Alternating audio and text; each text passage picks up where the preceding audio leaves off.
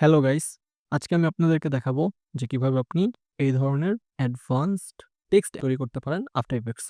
তো চলুন শুরু করি আজকের ভিডিও।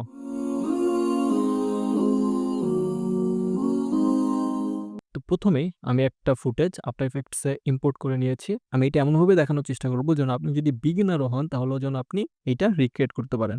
তো প্রথমে আমি একটা টেক্সট নিব। এটা আমার ব্যাকগ্রাউন্ড। আপনি চাইলে এখানে অন্য কোনো ব্যাকগ্রাউন্ড ইউজ করতে পারেন অথবা শুধু টেক্সট অ্যানিমেশন ইউজ করতে পারেন। প্রথমে আমি টেক্সট সিলেক্ট করব উপর থেকে। এরপরে আমি মাউসটা প্রিভিউর উপর এনে একটা ক্লিক করব। এখন আমি এখানে লিখতে পারবো। তো এখানে আমি লিখব হ্যালো গাইস। এখন আমার টেক্সট লেখা শেষ। এখন আমি টেক্সটটা একটু কাস্টমাইজ করব। এজন্য আমি টেক্সটটা সিলেক্ট করব। এখন প্রথমে আমি টেক্সটটা একদম আমার স্ক্রিনের মাঝখানে প্লেস করব। তো এজন্য আমি প্রথমে সিলেকশন টুল সিলেক্ট করব। আপনি যদি ডান দিকে এই অ্যালাইন ট্যাবে আসেন, তাহলে আপনি এখানে এমন কিছু আইকন দেখতে পাচ্ছেন। তো আপনি যদি অ্যালাইন ট্যাবটা না দেখতে পান, সেক্ষেত্রে আপনি উপরে উইন্ডোতে যাবেন। এরপর আপনি এই যে এটা সিলেক্ট করে রাখবেন অ্যালাইন। এটা যদি টিক না থাকে তাহলে আপনি অ্যালাইন ট্যাবটা দেখতে পারবেন না। তো মেক সিউর করবেন এটা সিলেক্ট করা আছে। তো আমি অ্যালাইন ট্যাবের এইখানে এই আইকনটাতে ক্লিক করব। তাহলে আমার টেক্সটটা একদম স্ক্রিনের মাঝখান বরাবর আসবে। এরপর আমি এইটাতে ক্লিক করব। তাহলে উপর থেকে নিচের মাঝখান বরাবর আমার টেক্সটটা একদম সেন্টারে প্লেস হবে। তো এখন আমি আমার টেক্সটের কালার চেঞ্জ করব। এর জন্য আমি টেক্সট ট্যাবে যাব। এরপরে এইখান থেকে আমি হোয়াইট কালার সিলেক্ট করব অথবা আপনি যেকোনো কালার সিলেক্ট করবেন আপনার ইচ্ছামতো। এখন আমি এটার সাইজ ইনক্রিজ করব। এজন্য আমি এখান থেকে এটার ভ্যালুস বাড়িয়ে দিব। তাহলে এটার সাইজ বড় হবে। আমি আমার টেক্সটটা নিচে নিয়ে যাব। এন্টারে ক্লিক করব। আপনি দেখতে পাচ্ছেন আমার দুইটা ওয়ার্ডের মাঝখানে কোনো গ্যাপ নেই। তো এটা ঠিক করার জন্য আমি সিলেকশন টুল সিলেক্ট করব। এরপরে আমি আমার টাইমলাইন থেকে টেক্সট লেয়ারটা সিলেক্ট করব। এরপর আমি এইখান থেকে এটা স্পেসিং বাড়িয়ে দেব। তো আমি আমার টেক্সটটা আরো বড় করব। এজন্য আমি টেক্সটের ভ্যালু আরো বাড়িয়ে দেব। এখন আমি আমার টেক্সটে একটা স্ট্রোক এড করব। স্ট্রোক এড করার জন্য আমার টেক্সট লেয়ার সিলেক্ট থাকা অবস্থায় আমি এই স্ট্রোক লেখার পাশের যে চেকবক্স এটা ক্লিক করব। তাহলে এটাতে স্ট্রোক এড হবে। স্ট্রোকটা বড় করার জন্য আমি এটার ভ্যালু বাড়াবো। এরপর আমি স্ট্রোকের জন্য একটা কালার সিলেক্ট করব। আমি লাইন স্পেসিংটা আরেকটু বাড়াবো। তো আমার বেসিক কাজ রেডি।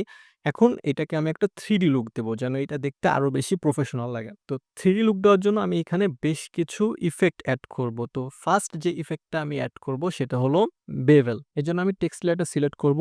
এরপর আপনি ইফেক্ট এন্ড প্রিসেটে যাবেন এবং এখানে সার্চ করবেন বেভেল। এরপর আপনি বেভেল আলফা এটা সিলেক্ট করবেন। এটাতে ডবল ক্লিক করলে আপনার টেক্সটের মধ্যে এই ইফেক্টটা এড করা হয়ে যাবে। আপনি যদি এই ইফেক্ট ট্যাবটা দেখতে না পান, সেক্ষেত্রে আপনি উইন্ডো থেকে ইফেক্ট ট্যাবটা টিক করা আছে কিনা এটা মেক সিউর করবেন। আচ্ছা, এখন এটা আমি একটু কাস্টমাইজ করব। আমি আমার টেক্সট লেয়ার সিলেক্ট করব। এরপর আপনি যে ইফেক্ট কন্ট্রোল যে অপশনটা আছে, এখান থেকে আমি লাইট ইনটেনসিটি একদম বাড়িয়ে দেব। আমি এটা একটু জুম করে আপনাদেরকে দেখাই।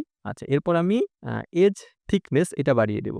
আমার লেটারগুলোর মাঝখানে স্পেসিংটা অনেক কম। তো এটা বাড়ানোর জন্য আমি আমার টেক্সট লেয়ারটা সিলেক্ট করে এইখান থেকে এটার স্পেসিংটা একটু বাড়িয়ে দেব। এরপরে আমি এখানে আরেকটা ইফেক্ট এড করব। আমি লেয়ারটা সিলেক্ট করব। এরপর আমি আবার ইফেক্টে চলে যাব। এরপর আমি লিখব ড্রপ শ্যাডো। এরপর আমি এটাতে ডবল ক্লিক করব। তাহলে এইটাও এখানে এড করা হয়ে যাবে। এরপরে আমি ইফেক্ট কন্ট্রোলে গিয়ে এখানে সফটনেস একটু বাড়িয়ে দিব। আমি এখানে 20 রাখছি এবং ডিসটেন্সটা একটু বাড়াবো। এখানে আমি ডিসটেন্সও 20 রাখবো। এটা আপনি আপনার প্রেফারেন্স অনুযায়ী রাখবেন। এরপরে আমি অপাসিটি 80 রাখবো। আমরা চাইলে অ্যাডভান্সড 3D ব্যবহার করার মাধ্যমেও এটাকে 3D করতে পারি। কিন্তু সেক্ষেত্রে আপনার পিসি কনফিগারেশন ভালো হতে হয়। তো এটা আমি এমনভাবে দেখাচ্ছি যেন যে কেউ এটা করতে পারে। তো এখন মোটামুটি আমাদের টেক্সটটাতে একটা 3D লুক এসেছে। আমি যদি বিফোর অ্যান্ড আফটার দেখাই, আমি এটার একটা ডুপ্লিকেট লেয়ার করব। এরপর যদি আমি ইফেক্টগুলো ডিলিট করে দেই, তাহলে আপনি দেখুন এটা ছিল আমাদের বিফোর এবং এটা হলো আমাদের আফটার। তো আগে থেকে এটা দেখতে আরো বেশি প্রফেশনাল লাগছে। তো এটাতে আমি আরো ডেপথ এড করব। আমি উপরের লেয়ারটা হাইড করে রাখছি। লাস্টে আমরা একদম বিফোর অ্যান্ড আফটার দেখব। তো আমি আমার লেয়ারের আরেকটা কপি ক্রিয়েট করব। এরপরে উপরের লেয়ারটার আমি স্ট্রোকটা অফ করে দিব। এখন আমি যদি একটু জুম করি, এটা দেখতে এরকম লাগছে।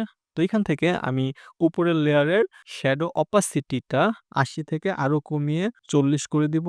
আর বেভেল আলফার লাইট ইনটেনসিটিটা 1 থেকে 0.5 করে দেব। তাহলে এখন যদি আমি বিফোর অ্যান্ড আফটার দেখাই, দেখুন এটাতে কিন্তু আরো বেশি ডেপথ এসেছে। এখানে আমি এজ থিকনেস কমিয়ে 3 করে দিব। এখন আমি নিচের লেয়ারটা সিলেক্ট করব। এরপরে আমি এখানে আরেকটা ইফেক্ট এড করব। আমি ইফেক্টে যাব এবং লিখব গ্রেডিয়েন্ট র‍্যাম্প। এরপর এটা এপ্লাই করব। এরপরে ইফেক্ট কন্ট্রোল থেকে এটা আমি ড্র্যাগ করে একদম সবার উপরে নিয়ে যাব। এখন এই গ্রেডিয়েন্ট র‍্যাম্পের এখানে আপনি এরকম একটা চিহ্ন দেখতে পাচ্ছেন, এটাতে ক্লিক করবেন। এরপর এই পয়েন্টটা আমরা রাখবো উপরে। এরপরে নিচে আপনি সেম একটা আইকন দেখতে পাচ্ছেন, এটা আমি ক্লিক করে এই পয়েন্টারটা আমি সেট করব নিচে। এখন আপনি এটার নিচে ২ টা কালার দেখতে পাচ্ছেন, এখানে আপনি যেকোনো ২ টা কালার গ্রেডিয়েন্ট হিসেবে ব্যবহার করতে পারবেন। তো আমি সেম কালারটাই নিচ্ছি। আমি নিব একটা নিব হলো লাইট অরেঞ্জ আর নিচেরটা আমি নিব হলো অরেঞ্জ। তাহলে দেখুন এটা দেখতে কিন্তু আরো বেশি ভালো লাগছে। এখন আমি আবার উপরের লেয়ারটা সিলেক্ট করব। এখানেও আমি সেম গ্রেডিয়েন্ট র‍্যাম্প ইউজ করব। এটা আমি একদম উপরে নিয়ে যাব। এরপর আমি পয়েন্টার ২ টা সেট করব। এখন আমি এইখানে একটা নিব হলো পিওর হোয়াইট আর একটা আমি কালার নিব হলো অ্যাশ। তো এখানে আমি আরো একটা ইফেক্ট এড করব। এটা একটা পেইড ইফেক্ট, এটার নাম হলো ডিপ গ্লো। আপনাদের যদি ডিপ গ্লোটা না থাকে, আফটার ইফেক্টস এর মধ্যেই ডিফল্টে গ্লো নামে একটা ইফেক্ট আছে, আপনি চাইলে ওইটা ইউজ করতে পারেন, কিন্তু ডিপ গ্লোটা দেখতে একটু প্রফেশনাল লাগে বেশি। তো এখানে আমি রেডিয়াস 500 রাখবো আর আমি এক্সপোজার 0.3 রাখবো। আচ্ছা, আমি রেডিয়াসটা আরো কমিয়ে 100 রাখবো।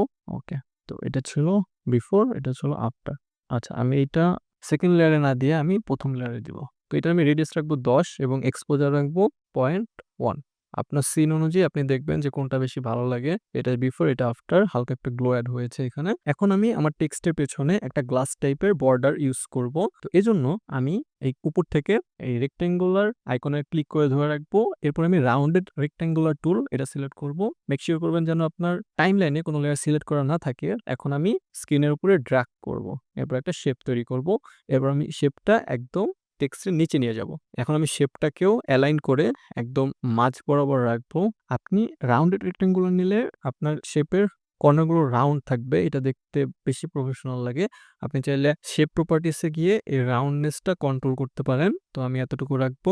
আচ্ছা, এখন গ্লাস ইফেক্ট দেওয়ার জন্য আপনি টাইমলাইনে চলে যাবেন। এরপর আপনি আমার মতো যদি আপনার স্ক্রিনটা হয়, তাহলে আপনি কিবোর্ডের F4 ক্লিক করবেন, অথবা আপনি যে টগল সুইচেস মোডস এটাতে ক্লিক করবেন। তাহলে আপনি এখানে এই যে অ্যাডজাস্টমেন্ট লেয়ারের আইকনটা দেখতে পারবেন। এই শেপ লেয়ারের মধ্যে এই অ্যাডজাস্টমেন্ট লেয়ারের আইকনটা আপনি ক্লিক করে অন করে দেবেন। তো এখন আমি এই শেপ লেয়ারের মধ্যে যত ইফেক্ট দিব, ওই ইফেক্টটা শুধুমাত্র এতটুকুর মধ্যেই অ্যাপ্লাই হবে। তো এখানে আমি গ্লাস ইফেক্টটা তৈরি করার জন্য আমি প্রথমে যে ইফেক্টটা দিব সেটা হলো ব্লার। তো এই জন্য আমি ইফেক্টে গিয়ে ফার্স্ট বক্স ব্লার সার্চ করব এবং এটা অ্যাপ্লাই করব। এটার ভ্যালু আমি বাড়িয়ে ব্লার রেডিয়াস আমি রাখবো 20, ইটারেশন আমি 5 রাখবো। এটা আপনার প্রিফারেন্স অনুযায়ী। তো দেখুন আমাদের এখানে কিন্তু একটা গ্লাস টাইপের ব্যাকগ্রাউন্ড তৈরি হয়ে গেছে। এটাকে আরেকটু বেশি রিয়েলিস্টিক করার জন্য শেপ লেয়ারের আমি একটা ডুপ্লিকেট তৈরি করব। এরপর আমি এখানে আরো একটা ইফেক্ট অ্যাড করব। আমি ইফেক্টে গিয়ে লিখব ট্রান্সফর্ম, এরপর এটা অ্যাড করব। এরপর আমি এখানে স্কেল ভ্যালুটা বাড়িয়ে 110 করে দিব, জাস্ট, আর কিছু না। এখন এটাকে আরো বেশি রিয়েলিস্টিক করার জন্য আমি এটা একটা ডুপ্লিকেট লেয়ার তৈরি করব। তো ডুপ্লিকেট লেয়ার তৈরি করার জন্য আমি শেপ লেয়ারটা সিলেক্ট করে কিবোর্ডের কন্ট্রোল ডি প্রেস করেছি, তাহলে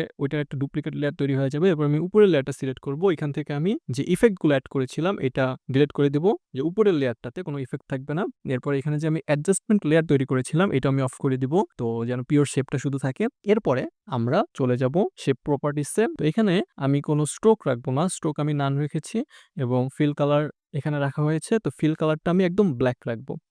এরপরে এটার যে ব্লেন্ডিং মোড এটা আমি স্ক্রিন করব। তো ব্লেন্ডিং মোড স্ক্রিন করার জন্য আমরা টাইমলাইনে চলে আসবো। এখানে যদি আপনি ব্লেন্ডিং মোডের অপশন দেখতে না পান, সেক্ষেত্রে আপনি আবার এই যে টগল সুইচেস মোডস এখানে ক্লিক করবেন, তাহলে আপনি যে মোড দেখতে পারবেন। তো এখানে আমি এই ব্লেন্ডিং মোডটা আমি স্ক্রিন করে দেব। তো এরপরে এটার উপরে আমি আরেকটা ইফেক্ট অ্যাড করব, এটার নাম হলো সিসি লাইট সুইপ। এখানে দেখতে পাচ্ছেন যে একটা বর্ডার তৈরি হবে। আমি যদি কোয়ালিটি বাড়িয়ে দেই, তো আমি যদি একটু জুম করে দেখাই, এখানে একটা বর্ডার তৈরি হয়েছে। তো এখন আমি ইফেক্ট কন্ট্রোলে গিয়ে সেটিংস চেঞ্জ করব। এখানে আমি উইথ রাখবো 200, যেন এই বর্ডারটা বড় হয়। এরপর আমি সুইপ ইন্টেন্সিটি এটা আমি 0 করে দেব। সুইপ ইন্টেন্সিটি হলো যে মাঝখানে একটা দাগ আপনি দেখতে পাচ্ছিলেন, আমি যদি এটা বাড়াই, এই যে এটা, তো আমি চাচ্ছি শুধু বর্ডার দিয়ে একটা লাইট থাকবে, তো মাঝখানে কোনো লাইট থাকবে না, এই জন্য এটার ভ্যালু আমি 0 রেখেছি। এরপরে এজ ইন্টেন্সিটি এটা একটু বাড়াবো।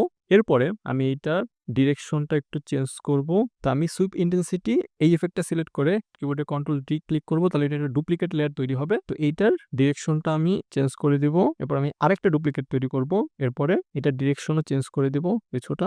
ওকে, এখন যদি আমি দেখাই যে এখানে আসলে কি হলো, আপনি দেখতে পাচ্ছেন এটা বিফোর এন্ড আফটার, এখানে একটা বর্ডার এর হয়েছে। তো আমি টেক্সট লেয়ারের গ্রেডিয়েন্টটা একটু চেঞ্জ করে দিব। আমি একটু ডার্কার গ্রেডিয়েন্ট রাখবো। তো একটা কালার রাখবো আমি হলো ডার্ক অ্যাশ, আর একটা আমি রাখবো হলো ফুল ব্ল্যাক। এরপর আমি নিচের লেয়ারে স্ট্রোকটার ভ্যালু একটু কমিয়ে দেব 25। এই উপরের লেয়ারটা সিলেক্ট করে কিবোর্ডের পি ক্লিক করব, তাহলে আপনি পজিশনের ভ্যালু দেখতে পারবেন। তো পজিশনটা আমি একটু টানে নিয়ে যাব, হালকা একটু টানে। তো সবশেষে আমাদের টেক্সটটা দেখতে এরকম লাগবে। এখন যদি আমি সবশেষে বিফোর অ্যান্ড আফটার দেখাই, এটা ছিল আমাদের নরমাল একটা টেক্সট। একটা ইফেক্ট আপনার ভিডিওতে কতটা পরিবর্তন আনে, এটা আপনি যখন কম্পেয়ার করবেন তখন বুঝতে পারবেন। আপনি যদি জাস্ট একটা স্ট্রোক এভাবে দিতেন, এটা দেখতে অনেকটা ফ্ল্যাট রাখতো, কিন্তু এটা কিন্তু দেখতে আরো অনেক বেশি প্রফেশনাল লাগছে। তো এটাতে অবশ্যই সময় বেশি লাগে। তবে আপনি যদি প্রফেশনাল কাজ করতে চান, সেক্ষেত্রে আপনাকে একটু সময় নিয়ে কাজ করতে হবে। তো এই ছিল আজকের ভিডিও। আশা করি আপনার ভিডিওটা ভালো লেগেছে, and thanks for watching this video.